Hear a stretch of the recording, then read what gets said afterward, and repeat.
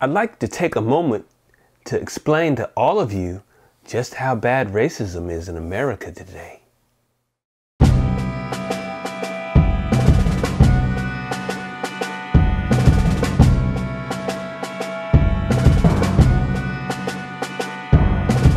Racism in America is so bad that whites want to become minorities. Apparently, racism is so horrible that folks like Rachel Dolezal and the seemingly white, but maybe mulatto, Shaun King have decided in all of their white guilt that they should go super leftist and see firsthand just how miserable it is to be black. During the height of Dolezal's little social experiment, she ended up heading her local NAACP chapter and has since landed herself a book deal and a Netflix documentary film. Shaun King is a writer and commentator with jobs at multiple news organizations, at nonprofits, and he has a thriving social media presence. So that's how American racism works. Miss Dolezal, Mr. King, you know you can get out of blackface now, right? You know you'd have much better career opportunities out there if you just embraced your white privilege. Come on! You and all the left-leaning Americans know all too well that you could triple your level of success by simply embracing your whiteness. You're white! Go shave, put on a suit, and you can bluff your way into CEO tomorrow. This cleaned up bum can use his whiteness to propel himself to heights unimaginable within this system. Racism in America is so bad that brown and black people continue to migrate here by the caravan load. Despite the racism in America, black and brown people from locations in South America, Mexico, Africa, and other places come here to show their solidarity with their black and brown brothers in the American struggle. The racism has affected some of these groups, like the Nigerians, in such a way that they are now one of the top ethnic groups in terms of median household incomes. You know, how much money they make each year. Ahead of many white ethnicities, and have held the title of most educated immigrant group for some time.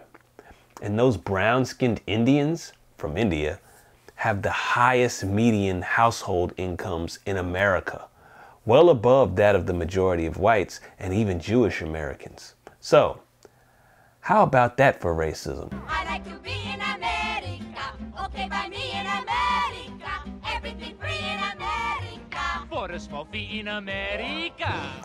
Racism in America is so bad that blacks and Hispanics can get into college with scores that are lower than other groups, much to the chagrin of those more fair-skinned Asians who carry umbrellas to prevent from darkening their skin in the sun. Their fair skin must make whites think that they're trying to appropriate white culture. Just not good. Denying them entry into top schools in favor of those darker shades of folks is just more evidence of just how bad racism is towards those darker folks. Does that make sense? That doesn't make sense. Of course it does. Somehow that's sensible. Somehow. Just take that Indian gentleman who changed his race to black on college applications in order to get into an Ivy League college that wouldn't have let him in if he were just an Asian. So you were studying statistics at the University of Chicago, and you say to yourself, I don't stand a chance with my 3.1. What did you do? Well, I shaved my head, I trimmed my eyelashes, and I decided to join the Organization of Black Students so I could apply to medical school as a black man. I also used my middle name, Jojo. I subsequently interviewed at medical schools across the country and managed to get waitlisted at Washington University and the University of Pennsylvania, then ranked the second, the third, and fourth best medical schools in the country, and got into St. Louis University School of Medicine, despite the fact that my pretty pitiful 3.1 GPA was dramatically lower than their average of 3.7. But wait, he's brown. His hair is still straight. So we had to ask the question, why didn't he simply lighten his skin? Just imagine the educational advantages that being white would have afforded him. And to Asians walking around under umbrellas to keep your skin pale, shame on you for appropriating white culture. Hey, look at me. I'm white. Racism in America is so bad that blacks and Hispanics are in high demand at top-level organizations due to, well, you know, diversity. Because racism. And because our government and the EEOC, the Equal Employment Opportunity Commission, has set rules that state that there has to be a certain number of minority groups represented in companies who have over a certain number of employees. Because companies are made to collect information on the racial makeup of each of corporations. And because that information is monitored by the government. These companies are made to do nationwide searches to simply find more minorities who have particular skill sets. Those who possess such skills can write their own ticket. To continue enjoying Title VI tax incentives, we have to meet certain diversity requirements. Oh, I think we're pretty diverse. Please. What, you're black-ish? Ish? Well, what's the word for it, Lana? You freaked out when I said quadroon. Imagine that! You imagine it! Both of you imagine shutting up! Item 8. We need a diversity hire. I vote Asian chick. And after an exhaustive search, I found the perfect candidate. So join me in welcoming our new ISIS agent. Stern. Conway Stern. He's a diversity double whammy. That's how bad racism is here in America. Victimized groups are given more opportunities because racism.